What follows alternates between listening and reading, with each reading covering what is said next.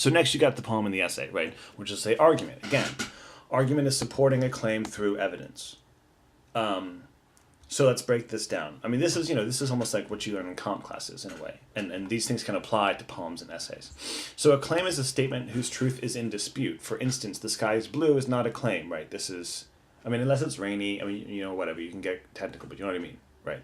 Or the sky appears to us to be blue, but this is not a claim. But the sky is a hideous shade of blue is a claim, right? You may like the shade of blue that the sky is, but to argue that it's hideous is like, okay, now you have to defend yourself, right? Now you have to back up this claim with evidence. That two-step process is what an argument is. Evidence.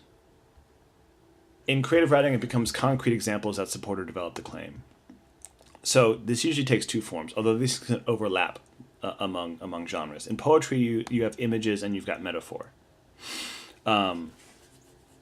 You'll just sort of the argument and the evidence in poetry is almost always seen in close reading, figuring out the exact words that are used to describe an object or evoke a certain character or feeling. If the words are positive or they have sort of nice connotations, it says one thing about the treatment of the subject. If they're negative connotations, it says something else, right? It's not always that cut and dry, but this is how you begin to suss out what a poem's doing or trying to say. In nonfiction, in essays, this comes up in anecdotes or research, right? The essay moves and sort of tells little stories or brings in outside material to try to sort of put forward this claim, this idea that is not necessarily true, but it is a kind of true, right? This is the thing to remember about claims and arguments and evidence. When we think we're arguing, we think that our goal or our point to this is to be right and to convince everyone that we're right and they're wrong. It's not the case. In actuality, the idea is just to put out, here's my truth as I understand it. Here's an idea, and you can take it or leave it. But I just want you to understand where this idea has come from and what I think of it, right? So your goal isn't to convince somebody that you're right. Your goal is just to convince someone that you've thought what you're saying through, and you have an idea worthy of reading. So, and this is one last thing. Avoid stating your claim outright, especially in poetry.